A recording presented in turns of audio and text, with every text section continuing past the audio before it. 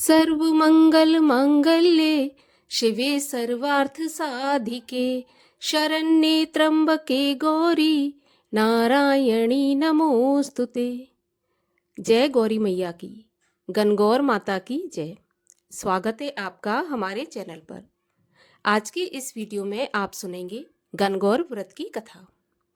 तो सभी प्रकार की व्रत कथाएं सुनने के लिए और दुर्गा सप्तशती पाठ सुनने के लिए और हमसे जुड़े रहने के लिए आपको केवल हमारे चैनल को सब्सक्राइब करना है, बेल आइकन पर प्रेस करना है और आज की वीडियो अच्छी लगे तो लाइक करना है और शेयर करना है।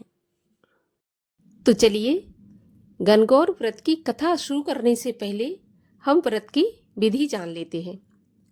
तो गणगौर का जो व्रत है वो चैत्र महीने की शुक्ल पक्ष की तृतीय तिथि को मनाया जाता है और इसी दिन सुहागन स्त्रियां व्रत रखती हैं। कहा जाता है कि इस दिन भगवान शंकर ने अपनी अर्धांगिनी माता पार्वती को और माता पार्वती ने तमाम स्त्रियों को जो गणगौर का व्रत कर रही थी, पूजा कर रही थी, उन्हें सौभाग्य का वरदान दिया था। पूजा विधि की बात करूं तो पूजा के समय गौरी की मूर्ति बनानी चाहिए और उस पर चूड़ी, महावर, सिंदूर अर्थात सुहाग की सामग्री अर्पित करना चाहिए। चंदन, अक्षत, धूप, दीप नैवेद्य से पूजन करें। सुहाग सामग्री चढ़ाने के बाद भोग लगाने का भी नियम है, तो माता को जो भी सामर्थ्य है उसके अनुसार भोग लगाएं। यह व्रत रखने वाली सभी स्त्रियां गौर पर चढ़े सिंदूर को अपनी मांग में भी लगाएं। इससे सुहाग की आयु बढ़ती है, हमारा सुहाग अमर होता है। जब तक हम जीवित रहते हैं तब तक हम सुहागन रहते हैं। तो इस प्रकार से गणगौर की पूजा करनी चाहिए। इसके बाद कथा सुननी चाहिए और उसके बाद माता की आरती करने के बाद व्रत को पूर्ण करना चाहिए। तो चलिए अब सुनते हैं गणगौर व्रत की कथा। एक समय भगवान शंकर नारद एवं पार्वती को साथ लेकर पृथ्वी पर चल दिए। भ्रमण करते हुए तीनों जब एक गांव में पहुंचे, उसी दिन चैत्र शुक्ल तृतीया तिथि थी। गांव के लोगों को जब शंकर जी की आने की सूचना मिली तो सभी धनी स्त्रियां उनके पूजन के लिए नाना प्रकार के रुचिकर भोजन बनाने में लग गईं। इसी कारण उन कुलवंती स्त्रियों को काफी देर हो गई। दूसरी ओर निर्धन स्त्रियां जैसे बैठी थीं वैसे ही थाल में हल्दी, चावल, अक्षत, पुष्प इत्यादि लेकर शिव पार्वती की पूजा करने लगी।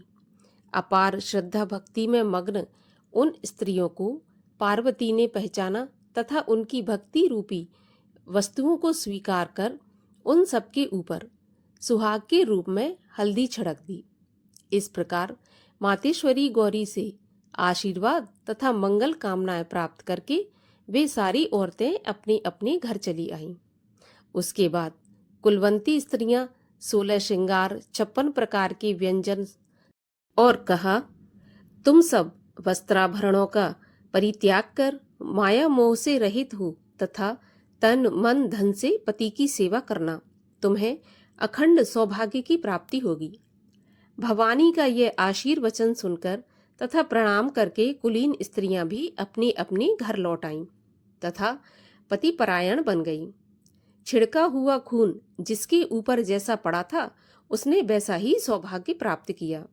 इसके बाद पार्वती जी ने पति की आज्ञा से नदी में जाकर स्नान किया और बालू के महादेव बनाकर उनका पूजन किया, भोग लगाया तथा प्रदक्षिणा करके 2 कणों का प्रसाद खाकर पार्वती ने मस्तक पर टीका लगाया। उसी समय उस पार्थिव लिंग से शिवजी प्रकट हो गए तथा पार्वती जी को वरदान दिया कि आज के दिन जो भी स्त्री मेरा पूजन तथा तुम्हारा व्रत करेगी उनके पति चिरंजीवी रहेंगे तथा अंत में उन्हें मोक्ष मिलेगा। भगवान शिव यह वरदान देकर अंतर ध्यान हो गए। इसके बाद पार्वती जी नदी के तट से चलकर उस स्थान पर पहुंची जहां पर पतिदेव और नारद जी को छोड़कर गई थी। शिव जी ने देर से आने का कारण पूछा तो पार्वती जी ने उत्तर दिया कि मेरे भाई भावज नदी के किनारे मिल गए थे। उन्होंने मुझसे दूध भात खाने और ठहरने का आग्रह किया तो इसी कारण से मुझे देर हो गई। ऐसा सुनकर अंतर्यामी भगवान शिव स्वयं दूध भात खाने के लिए चल दिए। पार्वती जी ने देखा कि अब तो पोल खुल जाएगी, तो परेशान होकर भगवान शिव के पीछे पीछे चल दी और प्रार्थना करने लगी कि वापस चलें। लेकिन शंकर जी के पीछे पीछे चलती पार्वती ने जब नदी की तरफ देखा तो एक सुंदर माया का महल दिखाई दिया, जिसमें शिवजी के साले और सारज विद्यमान थे। ये लोग जब वहां पहुंचे तो उन लोगों ने स्वागत सत्कार किया। 2 दिन तक तीनों ने उनका आतिथ्य ग्रहण किया। तीसरे दिन सुबह भगवान शिव ने माता पार्वती से चलने के लिए मना कर दिया। माता पार्वती ने जब भगवान शिव से कहा कि अब हम वापस चलें, तो शिव जी ने उनका आग्रह ठुकरा दिया। इससे माता काफी क्रोधित हो गई और अकेली ही चल पड़ी। मजबूर होकर महादेव को भी उनके पीछे जाना पड़ा और नारद जी भी साथ में थे। तीनों व्यक्ति चलते चलते काफी दूर निकल आए। सायंकाल होने पर शिवजी ने बहाना किया कि मैं तो तुम्हारे मायके में अपनी माला ही भूल आया। इस पर पार्वती माला लाने को तैयार हुई, किंतु शिवजी की आज्ञा से न जा सकी। नारद जी वहां गए।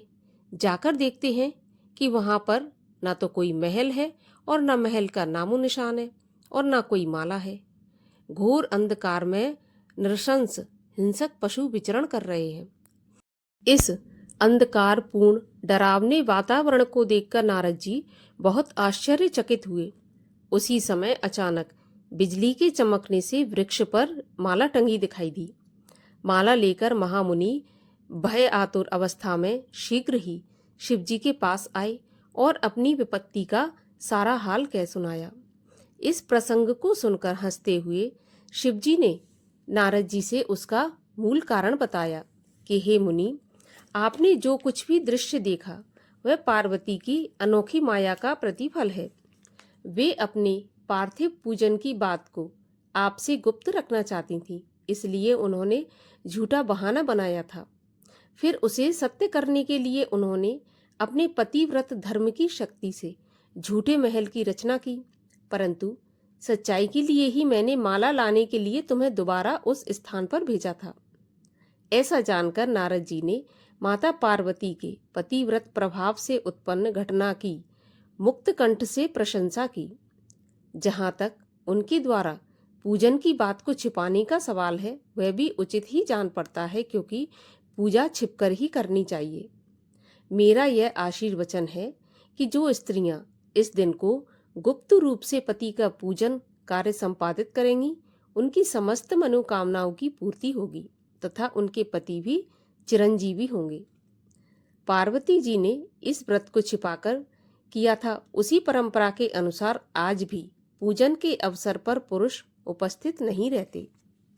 स्त्रियां अकेली ही इस व्रत को करती हैं और पूजा करती हैं। तो इस प्रकार से भगवान शिव ने माता पार्वती को सौभाग्यवती होने का आशीर्वाद दिया और माता पार्वती ने उन स्त्रियों को सौभाग्यवती होने का आशीर्वाद दिया। तो जो भी महिला इस व्रत को भक्ति भाव से, पूरी श्रद्धा भाव से करती हैं, वो हमेशा सौभाग्यवती रहती हैं, उनका सौभाग्य अमर रहता है और उनके पति की दीर्घायु होती है। तो ये थी गणगौर की कथा। अच्छी लगी हो तो एक लाइक अवश्य कर दीजिए और शेयर कर दीजिए। चैनल को भी सब्सक्राइब करके जाइए।